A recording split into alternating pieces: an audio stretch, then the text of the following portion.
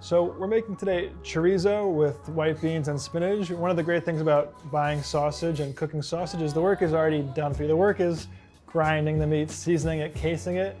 Once you've done all that, it's quite easy to cook it. So a hot pan, we're looking to really get a nice sear in the pan, and then we're gonna go in the oven to let the chorizo cook through. Once it comes out, we're taking the chorizo from the pan. So we're just gonna gently saute a bit of onion and garlic.